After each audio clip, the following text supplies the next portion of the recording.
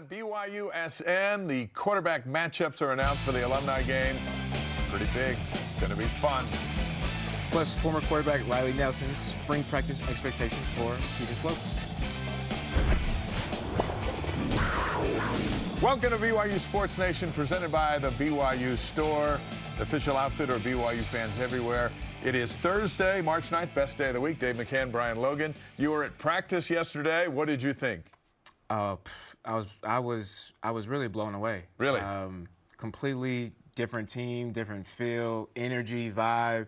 I'm excited. I mean, I was at times I was on the field with the guys, jumping up and down. I was in little huddles, followed the corners, obviously, but. Yeah.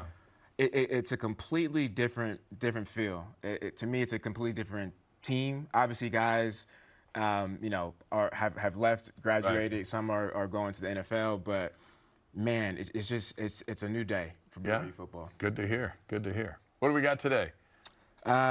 We have the alumni game rosters announced, which is exciting for me. I've been training for this since I stepped off the field last year. I've been training, so Good. I'm ready. Riley Nelson on Keaton Slovis and spring practice, and then pole vaulter Caleb Witsken joins us on the day before the NCAA Indoor Track and Field Championships. Here are today's headlines. And the biggest one, of course, BYU alumni game rosters revealed. Team Royal will be led by Heisman-winning quarterback Ty Detmer and Max Hall, the winningest quarterback in BYU history. On the other side, Team Navy, quarterback John Beck and his 11,000 yards are coming back to town. Brandon Doman. Brian Logan also on that roster with David Nixon. More on this group coming up in What's Trending. By the way, you can watch this alumni game live on March 31st right here on BYUtv. Let's go.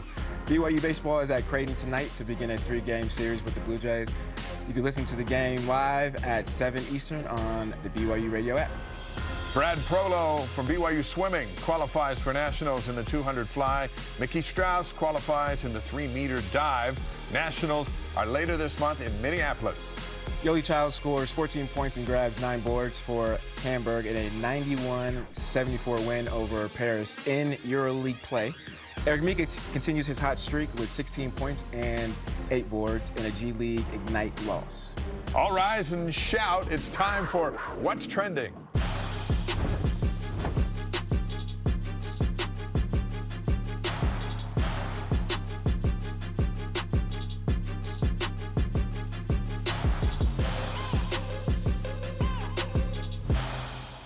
Lots of quarterbacks in that video clip. A handful of them coming back for the alumni game. Much more on that in a couple of moments. Let's start with the current quarterback situation at spring practice. The team went through its second workout on Wednesday. So far, head coach Kalani Sitake is happy with what he sees at the quarterback position. I thought it looked great. I thought all the quarterbacks looked really good, so no complaints there with the QB. There's a lot of talent in that room. Bilo, are you expecting greatness from Keaton Slovis right away? I'm hoping for it. I don't know if I'm expecting it. Like I said earlier, the guys look good, the team looked good, he looked good yesterday, but I need to see it. I need to see it live, right? I need to see what's going to happen when it counts and when it matters. Anybody. So when I used to play, we used to call certain players practice All-Americans. You're a practice All-American, meaning you light it up. You do everything right. You look like an All-American when you're practicing, but when you're in the game, you suck. And I'm not saying that's going to happen with him. It's a different mentality when you are in game situation, and then obviously for a quarterback, it's completely different as well because, as we know, we're not allowed to touch the quarterbacks, and so. It's hard for a defense, or I would say for even an offense, to get a good gauge on if the quarterback's getting sacked, if there's truly pressure there, because he could sit back and know, what, I'm not going to get hit. I don't have to worry about anything up front, so I'm going to stay cool, calm, and collective, and I'm going to, throw these BBs, which is what we're seeing, at practice. However, his experience up to his, career up to this point, it gives me that confidence that what I'm seeing in practice for spring ball can carry over. to the field. And so, the fact that he's had so much experience, he can come in, know the plays, pick up on the playbook. I'm optimistic. I've had some experiences in the past with quarterbacks in spring ball or fall camp that looked amazing, and then when we got onto the field and when the season started, that was completely different. So I don't feel this way with him. Greatness is a big word. Can he be great? Time will tell. But a quality of greatness is leadership. And when you think of all the great quarterbacks at BYU, leadership's like their number one trait. Yeah. And then they could make the throws, and then they could do dramatic things. Jim McMahon was a leader. Mark Wilson was a leader. Gifford Nielsen was a leader. Gary Scheide was a leader. Yeah. Then you go to the other side. Steve Young, Robbie Bosco, and on and on and on. Jaron Hall was the leader. Before him, Zach Wilson was the leader. And then they made the great throws. Yeah. I think this is where it's important in spring to become the leader. And then you go into off-season drills in the summer and individual workouts and all that stuff to come back in the fall camp. This is where he can be great. Yeah. It's like, hey, I came from USC and Pitt, and I played in all these P5 games, but I'm here now, and I'm going to do what you're going to do. I'm going to win your trust, and we'll talk to Riley Nelson about that in a couple minutes. But this is the way we're going to go and lead, and as he leads, he can become great. Yeah, I think it's where you get the stamp. And it might not be that they went 10-2. It might be that he was great in the first year of the Big 12 because he led them into a 6, 7, 8-win season, and then we'll remember him as, man, he came in and he was great. Why was he great? Because he led. You make a really, really, really good point when it comes to leadership. And I don't want to say any names, but think back recently, maybe over the last 10 years when BYU went independent. And, we've obviously had a number of different quarterbacks because of injuries. And the guys that have had opportunities to step in and fill and take on that role, the teams that rallied or the offenses that rallied around those quarterbacks that had that opportunity were leaders, right? And you would hear stories of the guys that said that you don't know what this guy's doing behind the scenes, right? He may be quarterback number 2 or quarterback number 3, but we see him early in the morning, we see him late, practicing with us. This is a number 2 quarterback, and he is spending an hour after practice is over throwing balls to us. So when it's his turn to get in the game, we already have that chemistry. We already have that relationship built up. And speaking of Riley, I remember after I was done in 2010, coming back and watching some of the practices, and Bronco at the time introduced the black swag, right? The black gloves and the black cleats. And in order to get the equipment, you had to be on special teams, and you had to do something special. So I remember Riley running down in practice on kickoff and being on kickoff return because, one, everybody's trying to get the black swag, but 2, that's just the type of leader he was, right? And he is. And so when I saw that, I'm like, man, that's crazy, like for a quarterback. Right. But then when he had this opportunity later on that season to step in Utah State, what happened? Not only did the guys rally around him, but the fans rallied around him, the community rallied around him because of that leadership. So I think you're right. I think Slovis has the intangibles. He has the maturity to pick up the playbook, but now it's how can I gain the trust of my guys in being a leader. And in college, you gotta show them. It's like, follow me, boys.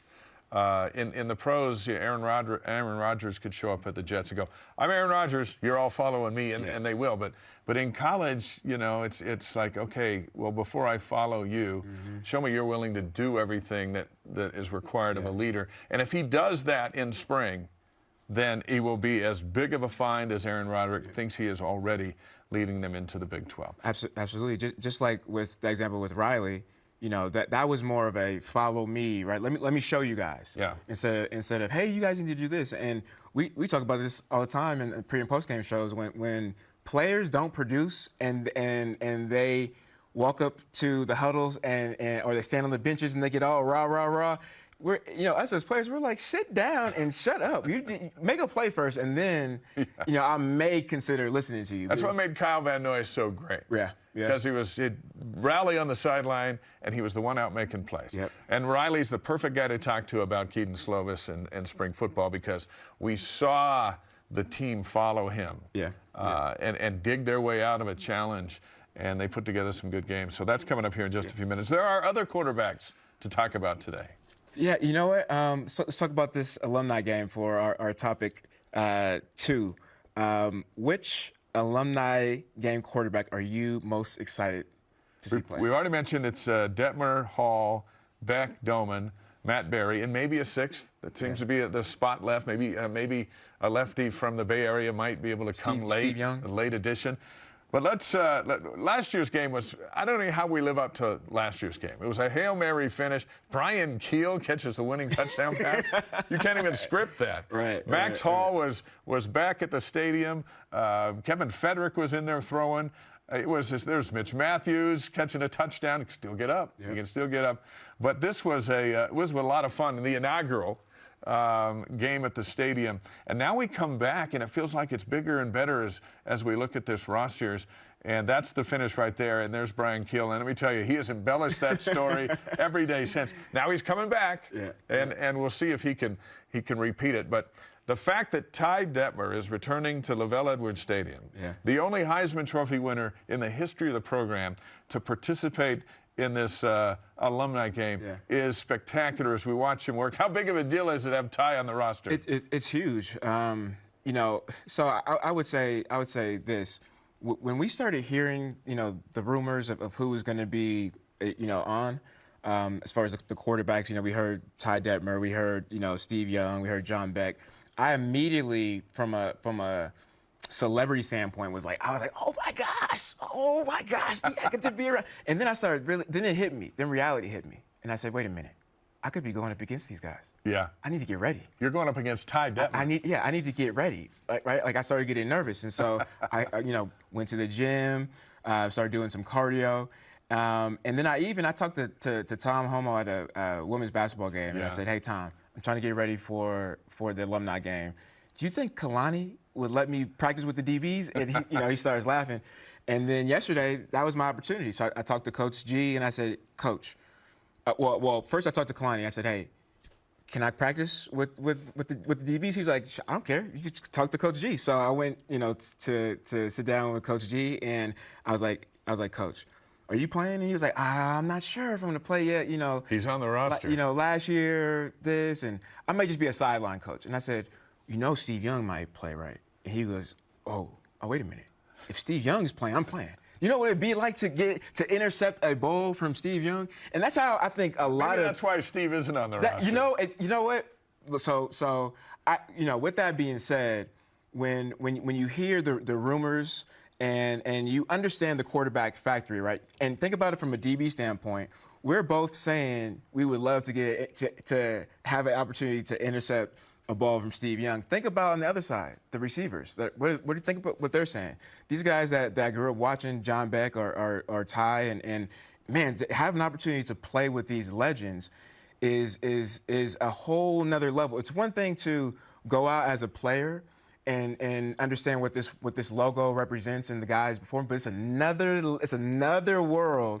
You see the smile on my face and how I'm lighting up. It's another world to be able to literally be side by side with these guys and be able to go to battle. So it's a big deal. And I'm a little bit of me. I'm kind of happy that Steve isn't coming, because I told my mom. I'm not ruling him out. We're just saying he's not on the roster. Okay, well, never mind then. Let's talk about John Beck. I'm a little nervous then. John Beck is coming back. Yep. And he had a unique BYU story when he played for 2 head coaches.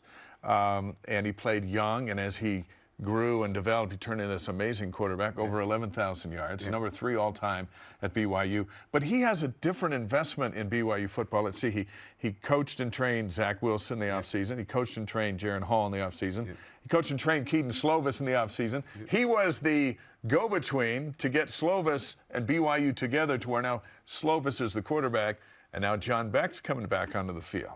Yeah, It's amazing how he's still connected, right? Well, one, his career, but then two, still connected. And when I think about John Beck, I think of X's and O's, right? Somebody that just knows the game of football. And again, even though we're done and we're not playing anymore, guys like myself, to be around legends like this that you can pick their brain, right? And from a quarterback standpoint, a quarterback has to know every position, like literally, on his side and the other side. And so, you know, guys that are smart, guys that have had experience and they take advantage and put the work in, you know, like John, there's a you know, infinity amount of information that he can give to us. And again, just to be around his presence is going to be amazing. And what about Max? Max comes back as the defending champion, Max Hall. Also won more games than any of the big-name quarterbacks in the history of BYU. And I don't think anyone had more fun last year than absolutely. Max to just come back to BYU. Yeah. He'd been through a lot of struggles off the field over the years. He comes back, he relaxes, he throws the football around, he's around his friends. We interviewed him like 5 times. And a smile started here, went all the way over to here for Max Hall. You know, the thing that warmed my heart with Max was he said, you know, I was really taken away by you know, how welcoming everybody was. You know, the things that I went through in my past, for me to come back and that not to be an issue and people to welcome me with open arms and loving arms, he was like, that's the best feeling, you know, other than playing with you guys. And to me, so when I think about John Beck, I think, okay, X's and O's, you know, strategy. If I get an opportunity, I'm going to ask him about these questions. When I see Max, I'm ready to go to war. You know, and I may be a little bit biased because I played with him, right? Like, and he used to yell at us in close games, like, get a stop, and you know, all that. But he's just somebody that's a competitor. And when I see Max, I'm like, yo, where I need to go? Do you want me to run into this wall? Like, what you want me to do? You know, I'm ready to fight with you. And we talked about it earlier. Quarterbacks that have that leadership role, that is Max 100%, because you see him talk on the sideline, but then you see him produce, and then you see that little nastiness of him as well, getting people's faces. So it rubs off on you. Brandon Doman also at quarterback. Couple other names on the defense. By the way, all the big-name receivers are coming back, and the tight ends and all that.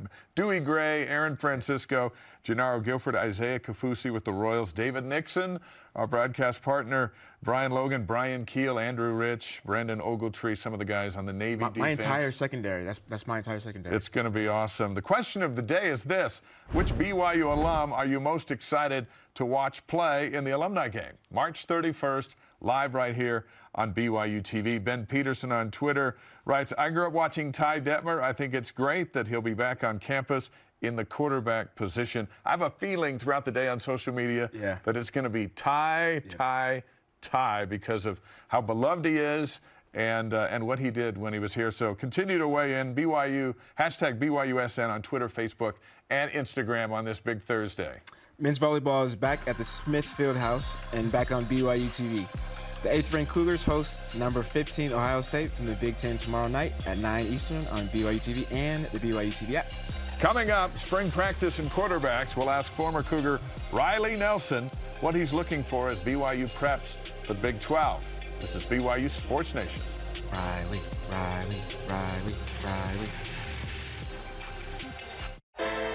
If you're looking to build your brand awareness and increase market share as BYU moves into the Big 12, this is the place, BYU Athletics.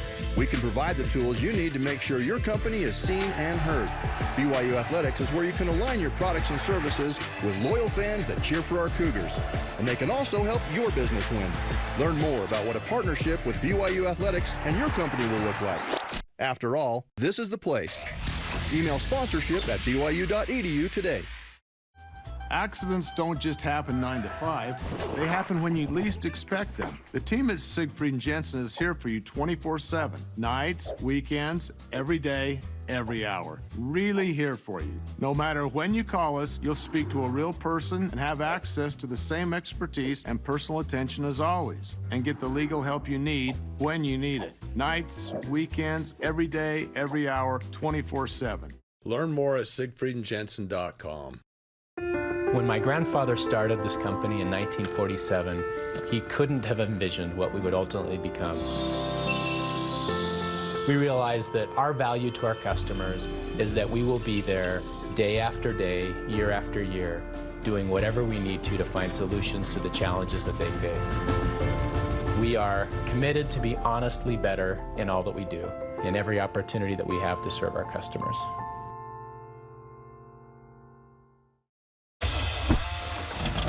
On the season premiere of Relative Race. What in the world are we about to do? Yes, come on, Tia.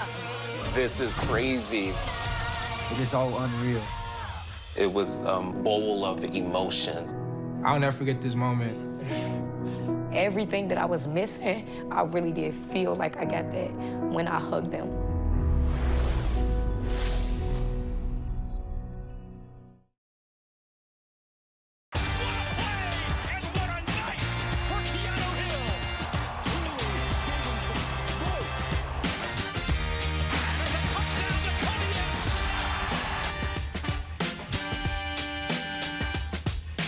Oh yeah, we got the festive music going here on this Friday. Welcome back to BYU Sports Nation here in Studio B. Dave McCann, Brian Logan, one of our favorites, is ready to go. Riley Nelson started 19 games at quarterback at BYU, wrapped up a 4-year run as the color analyst on BYU Radio. He knows all about spring practice. Joins us. Good morning, Riley. How we doing?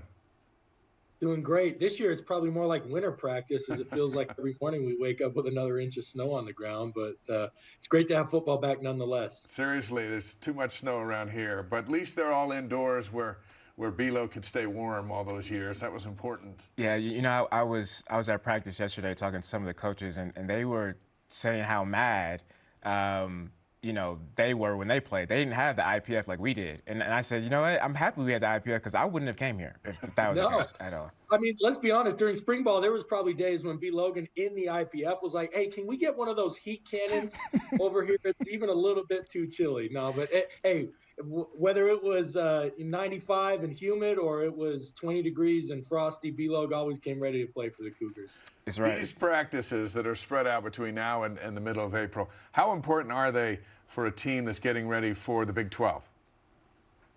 Extremely important. I think a couple of things specific for this BYU team. Obviously, the defense has new leadership, new coaches, new systems, so that is extremely important. Not to mention they need to kind of remind themselves of the success that they can have, right? They were getting criticized off the field. The play, I know for a lot of them, wasn't up to their expectations on that side of the ball. And so getting an opportunity in the spring to kind of level set and reset is great for the defense. And then anytime you're replacing a player like Jaron Hall, the offense needs its chance to get out there and, you know, who's going to step up, who's going to rise, not just at, obviously, first and foremost at the quarterback position, but around it. Anytime an offense is bringing in a new quarterback into the program, whether or not he started previously at other places or not, you need other players around him to stand up. And it's not just Jaron Hall. Obviously, we saw what Blake Freeland did getting all that attention at the NFL Combine, right? So you're replacing things at the offensive line. Puka Nacua was far and away the best offensive weapon that they had, and he's not coming back. So there's plenty of this. The spring provides such a great opportunity for the next generation of the Jaron Halls, Puka Nacuas, Blake Freelands. Riley, speaking of the quarterbacks and spring ball, and I could say this, I say this respectfully as a defensive player, there's really not a lot of pass rush, right? We can't touch you guys. We can't even touch you guys off the field, or else we get in trouble. And so when it comes to spring ball, what are some of the when it comes to the quarterback position, what are some of the things that you guys are practicing? What's your focus and your mentality going into a spring ball? People take it for granted, but a big part of the quarterback is just having the offense run smoothly, right? Like you get the play call, you call the play in the huddle, or you manage communication in no huddle situations, and never be in a position where what happens often with especially new quarterbacks in a new system is like you're constantly, the play clock for a guy who's a multi-year starter and a guy who has been in his system a long time, the play clock almost like fades into the background. It is completely irrelevant to what you're doing out on the field. But for a new quarterback, it becomes a nuisance. And, you know, if you let a few here, you know, slip here or there, 1st and 15 is a lot worse. Or sorry, yeah, 1st and 15 is a lot worse than 1st and 10. And it was all because you couldn't manage the tempo of the offense for pre-snap, right, before the ball's even snapped. So that's a huge thing. Get used to the verbiage, get used to the checks, get used to, you know, the protections, get used to alerting different blitzes, get used to the side adjust routes. So a lot of it is that can be done with that, even though you're not facing live bullets and contact as a quarterback. And then from there, it's everyone talks about, and it's very obvious, route running and timing with receivers, right? Where do guys like the ball? Some guys like it. If you're going to miss, you'd rather miss, you know, forehead or up. Obviously the ideal throw, you put the ball on everyone's chin, but some guys have no problem kind of extending up. Other guys prefer in tight windows to have the ball under their body. So outside of just getting used to how guys run routes, it's also how can I put the ball in the best position for them to have the highest likelihood of success. But that also comes into play with running backs. Running back tracks are a little different. Some guys like the ball more up in their pads. Some guys like it down in the belly. And it's not just figuring those things out, but then it's repping them over and over and over again to where things just feel comfortable and natural. You know, Rubel never let you talk this long. I think this is why you like coming on BYU Sports Nation. Riley Nelson with us. So look, you transferred in. Keaton Slovis transferred in. Put yourself in his shoes and Cougar Nation in his shoes, and what's he trying to get done here this spring? I hope that he is trying just every day and in every minute in meetings, in the locker room, in every interaction with his teammates to prove that he is the guy. I am always leery of situations where a guy is brought in and there is an expectation that he is the starter without ever having putting the pads on. Now, Keaton Slovis has started at 2 other P5 programs. You've got film on him. You can see everything that he's doing. So you don't necessarily have questions about whether or not the guy can play. But as we saw with the neighbors to the north, right, they bring in a guy who threw for 10,000 yards in the Big 12, and they hand the ball to him game 1 without – well, it turns out that the other guy who had been in the program previously, who had kind of sat and waited his turn, he was – actually the guy. Of course, I'm referring to Charlie Brewer and Cam Rising. And I dealt with that a lot different. I came in and sat behind Max. Like, I knew there was a pecking order. I knew I had to earn myself as the backup but then immediately I find myself in a situation where that expectation was there for Jake. Like, the expectation was, okay, he's a true freshman, so maybe he doesn't start game 1, but you know, we need to pave the way so that he is in there. He is the guy. And that is a dangerous place. It's dangerous culturally, and it's a dangerous place for the players because you never know what a guy has until, you know, those live bullets start coming at him in the field of play with the teams around him. So I hope Keaton, regardless of his starting prowess and his resume comes in here like a true freshman would, wanting to absolutely, you know, earn the respect of his teammates, coaches, staff, and everybody else. From the ground up. From what I know about him, I don't know him personally, I haven't had the chance to meet him, but everything I hear about him is he is doing that. He is going about the right way. But anytime there's any sniff of entitlement, it should make you nervous for a football team's culture. You know what, Riley, I can testify to that. Obviously, I was a part of that quarterback battle with you and Jake in spring. And, you know, I don't know if you heard this story. I just started saying it, so I apologize. I'm confessing. I remember going into that spring ball, and I was tilted towards Jake, right? And going back to your point of, you know, it's not a really good situation to be in from a culture standpoint, and especially because I already had chosen sides, right? So much to where I remember dropping balls, like dropping interceptions when he was throwing them to me, just because I wanted him to win. So, you know, That's like a gross violation of the code. You know, I know. And then it got to the point where I remember getting an interception from him, and he came over to me, and he was like, "You're not supposed to do that." And I was like, "Yo, stop throwing me the ball then. Stop throwing it to my side. Throw it to Brenner's side." So, but you know what? So I apologize. And going back to what you said, yeah, like we kind of were divided in the locker room because we already had in our mind. I mean, it was Team Riley, and then it was Team Jake. Instead of just letting you guys, you know, go out and earn it. And then let the team follow whoever, you know, they decided. And, you saw that last year or the next year when you came in for Jake, Utah State. And I would say this, I kind of righted my wrongs because I did stand up and started cheering Riley. So, I feel like I got your back in that sense. But I think you're absolutely right, man, when it comes to, making sure that these quarterbacks prove themselves. Every situation is different, right? We're now 10 years, more than 10 years removed from that, right? That competition was happening in spring of 2010, so we're 13 years removed from it. So I don't always need to bring it up, but it is a personal experience that I have to be able to speak to situations like this. It's a new coaching staff. Heck, it's a new day. Like, these players are different. Transferring was, back then you still had to sit out a year, right? And even the rankings have gotten so much more mature, right? So Jake came in as a 4-star back then, and the rankings and all this, but it's just, I guess I'll just say this. Everyone thinks they know what they have, but no one really knows until you see it on the field. And so you just do your best to create as much stressful game-like situations as you can during spring. You're obviously going to ramp that up even more in fall camp. And you just, as a coach, you hope you make the right decision. You're trotting the right decision out there game one, week one. And if you're not, hopefully that you've given the opportunity to develop other guys in the depth chart that can come in and do what needs to be done.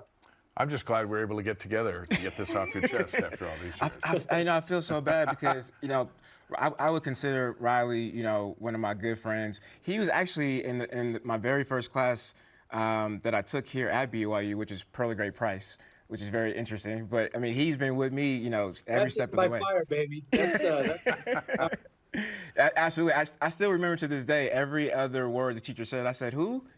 Joseph, who? He saw what? What happened? And Riley would, bend over and whisper to me. So stick with Riley. I love Riley, and so that's why I wanted to get off my chest because I felt bad. I feel better that you feel bad. Thank you, I appreciate it. All's forgiven, man. Hey, I'm sorry for not throwing you more picks. You could have helped him out.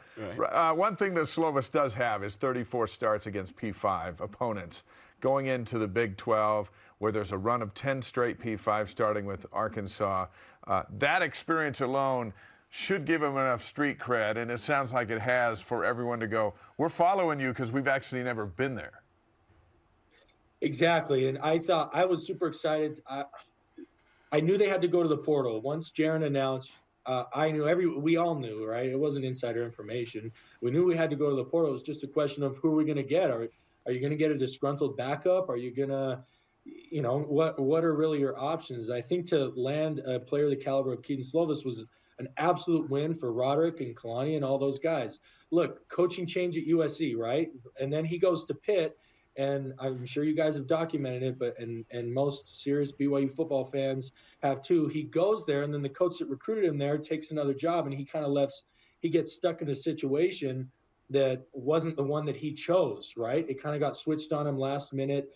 And so I know he's just looking for stability. He's looking for an opportunity to showcase what he can do as a player in a stable environment. I think he has that in BYU. Obviously, Coach Satake has been here, and I don't think there's any question about his role as being the leader of this program.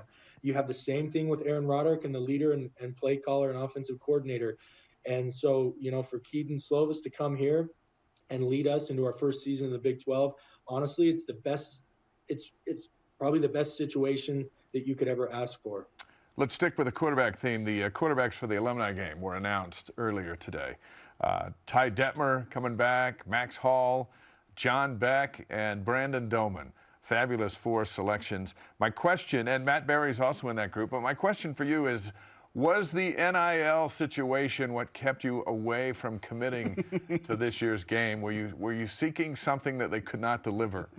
So, they kept on trying to, so Billy and the equipment staff were always so good to give us, Mitch and I, and, Greg's always got to be dressed to the nines, but they gave us a nice little care package for being on the broadcast team, right? So I kept my gear. And so I didn't negotiate in dollars. I was negotiating gear, and the gear package just wasn't quite there. And they kept saying, well, you've got that gear from the broadcast team. I was like, that was a separate contract. No, I'm kidding, Dave. I would look. The thing about quarterback is only one dude can play in an alumni situation. You can't have all of us. There's not enough past attempts to go around, right? Because you want to see guys get in there. You want to get a rhythm. Heck, the shoulder joint is going to take at least half a dozen throws to loosen up for any of us. So I didn't get the invite this year, but for future years, I'll be down there with my boys. We watched it on TV last year, but this year, as long as it's not snowing, we plan to be in the stadium and hope to have a great time. I see a day when there's the left-handed Riley throwing against the left-handed Steve in a clash of titans at LaVell Edwards Stadium. That'd be a good one. And you know what? I'm already like I'm like giddy about the fact that I'm gonna get showed up by a guy 30 years older than me. I know that's gonna happen. Come on, man, a Hall of Famer. There are levels to this game. I am not. I didn't get the invite this year. I hope to have it in the future. I will say yes whenever I do get the invite. But look, man, I'm self-aware enough. There's a ranking order to this. It goes Heisman, then you got NFL draft picks and John Beck and Brandon Doman. Then you've got the all-time winningest quarterback in BYU history and Max Hall. Like, I am not. I don't think, I don't think those guys got their name chanted, like you did. Riley. You know what I'm saying? So, yeah, there's levels, but then there's also levels of competition. And I know you don't back down at all. I'll stay warm, because I will always pride myself on my athleticism. If it does get too cold for you, B-Log, I'll step in, play some of that field corner for you. Please. We can make a deal right now. We can rotate every 3 plays. I'm good for that. One thing we do know is there's a list of the toughest quarterbacks in BYU history, and Riley Nelson's right at the top. Absolutely. Right at the top. Thank you, Dave. Thank you for your time. We'll see you down here at the alumni game here in a few weeks, and best of luck to you moving forward. We'll see you soon. You bet. Always a pleasure. BYU baseball is back on the road tonight, opening a 3-game series against Creighton. Coverage begins at 7 Eastern on the BYU radio app. I feel like we had a spiritual type awakening today with you coming clean. I feel amazing. After all these years. years. So light. Like now when I see him, like that the hug is going to be a little bit more genuine. You know what I mean? We're going to get that on TV, on BYUtv, live on March 31st. Coming up, which home football game would you like to see an Air Force fly over for the coming season? Let's see, there's the season opener, the Big 12 opener, Oklahoma. Think about it. We'll discuss as BYU Sports Nation continues. BYU Sports Nation is presented by the BYU Store, official outfitter of BYU fans everywhere.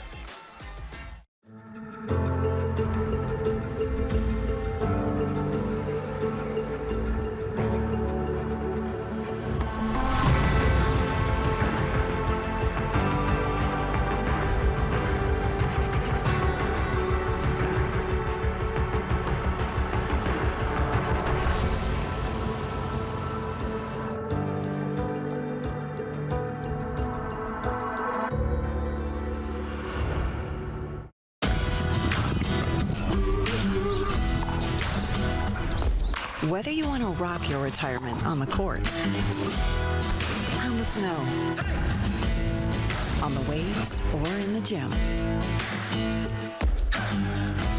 At Mountain America, we're here to help you get things rolling. Learn more at macu.com/retirement. Mountain America, guiding you forward.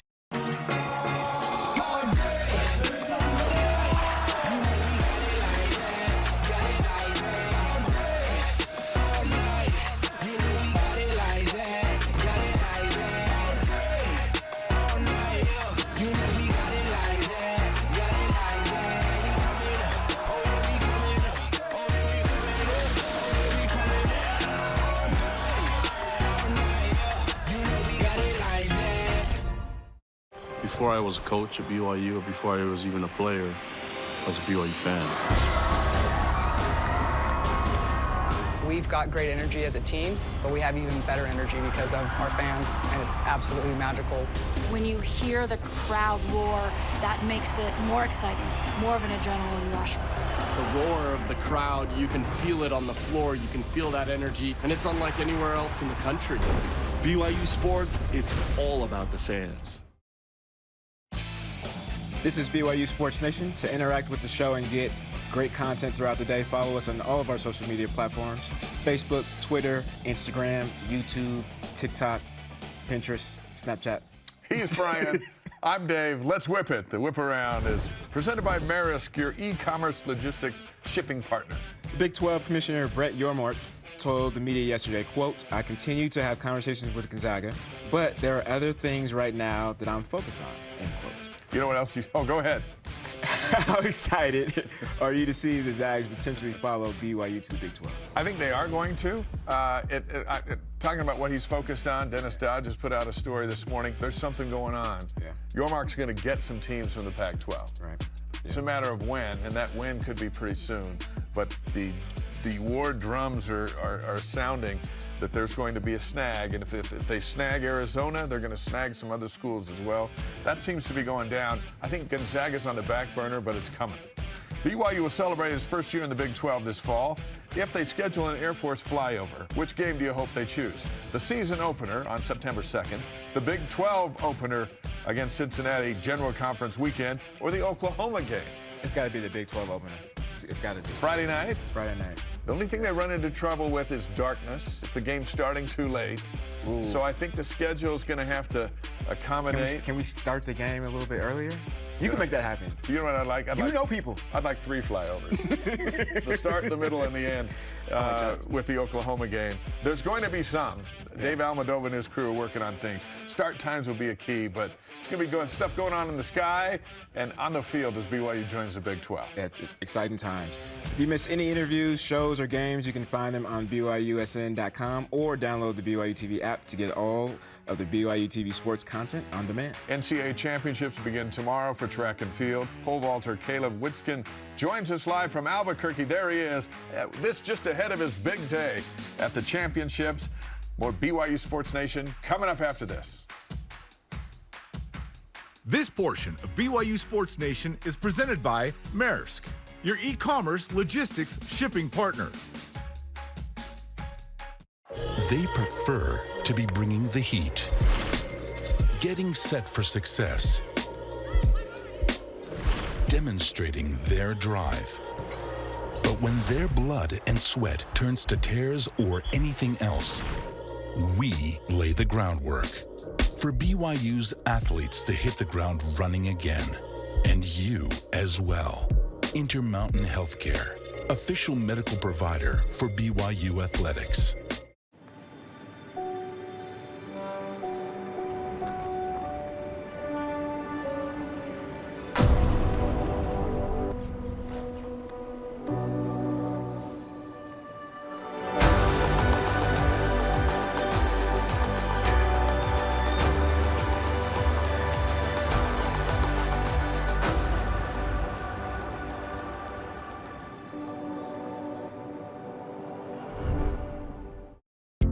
Trio Orem Senior Living believes in empowering seniors to live life to the fullest. We help eliminate stress out of daily life when you live at Trio.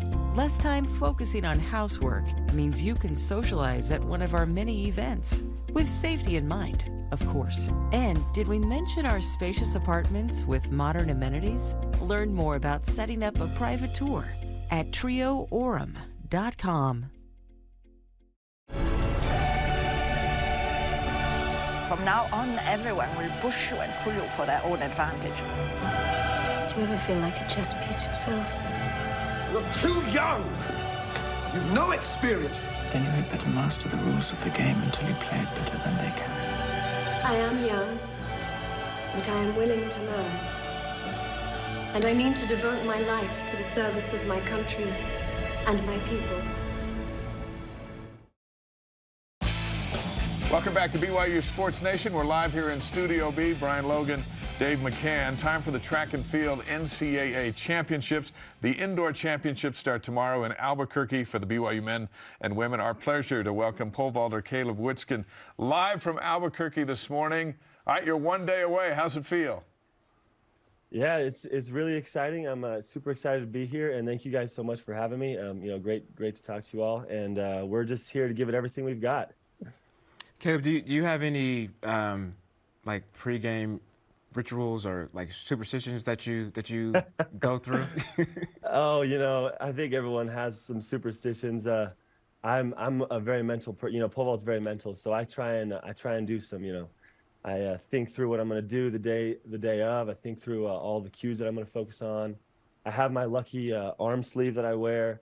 I got my face paint ready, so you know we're going to be all ready for tomorrow. Nice. Hey, tell us about the face paint. When did you come up with the idea of the blue streak? You know, that's a funny story. I actually started watching this show called Vikings. I don't know if you guys have heard of it, but it's pretty cool. And I found out that I have some relations to, you know, those people, the Vikings, in my heritage. So I said, you know, might as well, yeah, there it is. Might as well, you know, embrace the heritage and look like my ancestors. So, and it's just kind of for fun, you know. It's nothing crazy, but it helps me get in the right mood, in the right mindset. I think if the Vikings were to watch you pole vault, they might be going, "What, have you lost your mind?" You know, I was just wondering if it was going to be an honor code violation, you know, with the blue streak. You know, I like it. I like it a lot. So, Caleb, this is your third time at Nationals. Anytime I've prepared for a big game, I've always had butterflies, been nervous. But this, you know, at the highest level, you're able to compete. How has this time, being your third time, helped you to prepare, you know, better? And again, for somebody like me, having the butterflies, you know, coming in my first time, this is your third time. What's this experience like with the preparation? Yeah, for sure, Brian. I mean, I definitely get the same feeling every time. The nervousness, the butterflies. This is, you know, the biggest meet that we have. So, but I definitely feel a lot more relaxed coming back for the third time. I know a lot of the guys that I'm going to jump against, and you know, we're all pretty good friends. So, it's going to be fun. Yeah, I'm honestly more excited now than nervous. I think the first time I was a lot more nervous than excited, but it's kind of flip-flop now. And I think I just try and focus whenever I get that, you know, anxious feeling. I just try and focus on what I need to do, you know, focus on the task. Don't worry too much about the outcome, and it usually works itself out, you know. Well, you're a two-time All-American, so you got that going for you for this final shot at the National Championship. We're going to watch your jump here, 18 feet, 6.57, 6.75 inches, third best all-time at BYU, fifth nationally. Will a jump like that be good enough to win it, or do you got to take it even higher? I think in years past, you know, that might have been able to win the whole thing, but definitely not anymore. I think I'm going to have to jump at least a few centimeters, a few inches higher to have a chance at winning it. Yeah, there's definitely, you know, the sport's definitely improved. There's a lot of really good guys out there, and I'm happy for that. You know, I'm grateful to be a part of raising the bar, let's just call it. Raising the bar. Well said. Is that pun intended? Pun intended. Pun intended. Right. Okay, so we were just watching the post on Instagram. Walk us through step by step of how you go about the execution of that. Like the jump? Yep, the jump. Like what you do. Yeah. So I mean, pole vault's all about physics, right? You've got to build up as much speed as possible, and then turn it into height, obviously, there at the end. So you start way back at the runway, about 130 feet back is where I start. And, you know, you take about 18 steps, just building up speed the whole way. And then you try and get your hands up and, you know, as tall as possible, just get some big arms. You push the pole away, it bends. You try and swing upside down. You can kind of see the trail leg swings through, you get upside down, and then you extend right there. And then at the top, you're trying to pike, you know, get as much height out of it as possible. Yeah, it's very technical, kind of like gymnastics combined with track. You're running as fast as you can, doing some gymnastics in the air, hoping that bar stays on, you know. And you can see I brushed it pretty good there, but I got lucky on that one. So I'm afraid of heights, right? So I would assume that you wouldn't recommend. Good. Yeah, this wouldn't be good. I would be thinking, you know, while I'm doing this, at what point, you know, when you're doing this, or somebody like myself that is scared of heights, that, hey, this is good, I'm going over, or boom, this is bad, and I should abort? Yeah, I mean, I've definitely had those moments where I take a jump up and I'm not going that way, I'm going backwards onto the track. So you've got to be careful. It's a dangerous sport, but I think it all comes with building confidence. You know, you take one jump up, it feels good. you change a few things, you do it again, and just building on the things that you did previously, you can get to the point where you're jumping 18, 19 feet, and you're not scared. And I think it actually honestly has a lot to do mentally with how confident you are. If you're tentative and you're scared, you actually might get rejected back onto the runway. You might hurt yourself. But if you're just confident in your abilities and you go for it and you have that aggressive mindset, I think you usually end up okay, landing on the pads and everything's safe. Caleb Witsken's with us live from Albuquerque the day before the NCAA Indoor Championships. Beyond the vault, you got a lot going on for you. Tremendous student, highest score you can possibly get in the MCAT. What's next for you after this weekend, once you finish at BYU? Yeah, I mean, thanks for asking, Dave. I'm really excited about the future. I've had a great time here at BYU, but it's definitely time to move on after this semester. I'm going to medical school, and I have a few. I might be going to Texas. I've got a few offers there, or perhaps somewhere else in Arizona. We're not sure yet, so we're still figuring that out. But definitely going to med school. Hopefully, I'll be a doctor someday, and give back a little bit to the community that's helped me get to where I am. You know what you should do? You should put a tweet out that's got the logos of like the 6 medical school programs, kind of like what we see every day for these kids in the transfer portal. Say, hey, here's my top 6, and make them all sweat it out. And then you'd announce later which one you're going to choose. You should even announce it on the show. Yeah, announce it on the show. Get some hats. Have a reveal with some hats. With some hats.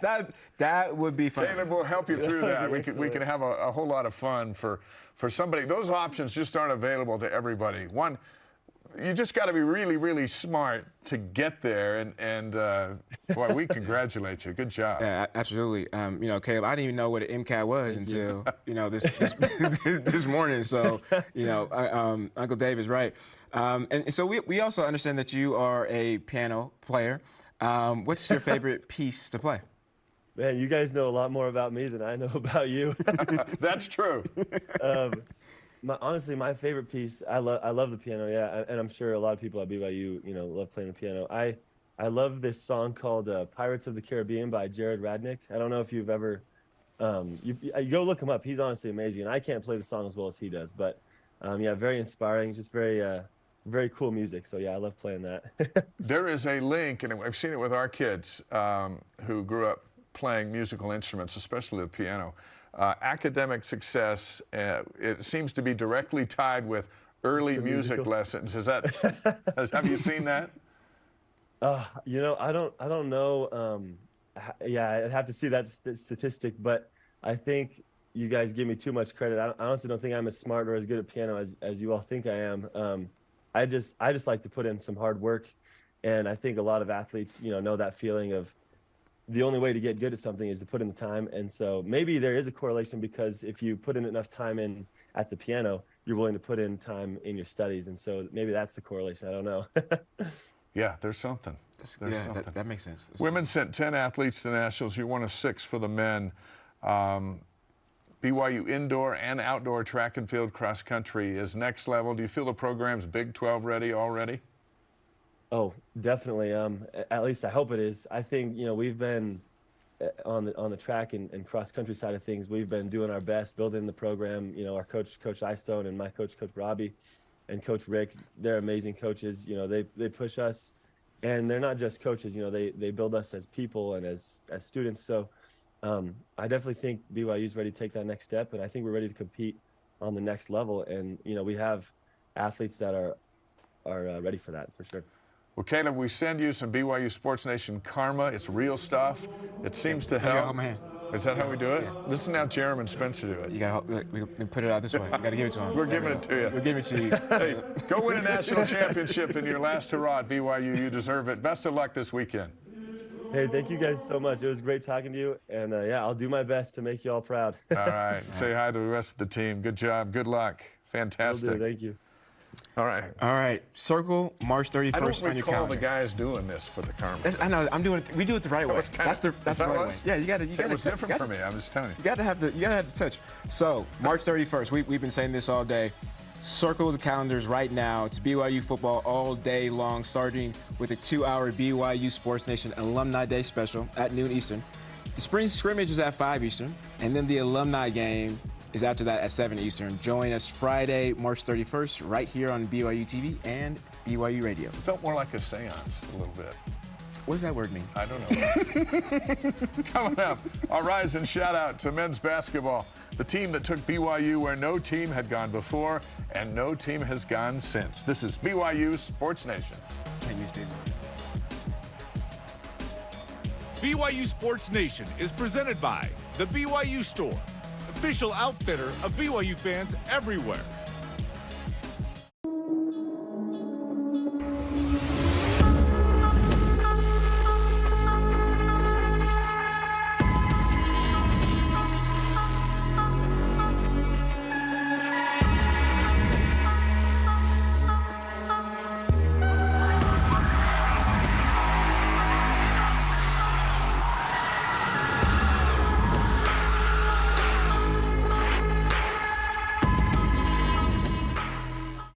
Introducing the truck for adventure. The all-new 2022 Nissan Frontier doesn't compromise on power or comfort. This midsize truck was redesigned to incorporate the latest technology and designs for safety, comfort, and convenience. Plus, with up to 6,700 pounds of towing capacity and best-in-class horsepower, it's rugged enough for adventure and still safe enough to transport all your favorite people. Where's your new Frontier? You'll find it at Tim Dowling Nissan Southtown in South Jordan. You know, the passion that the BYU fans bring, it is unique. The fans, they contribute so much to our team and help our players kind of get refocused. The fans are so close that they feel a part of the team. It's really a benefit to our guys. They mean everything to our program. Men's volleyball, it is about the fans.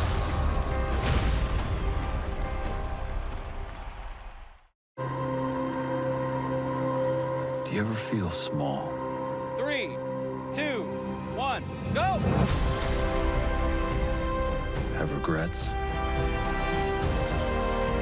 I guess we all have them. And trust.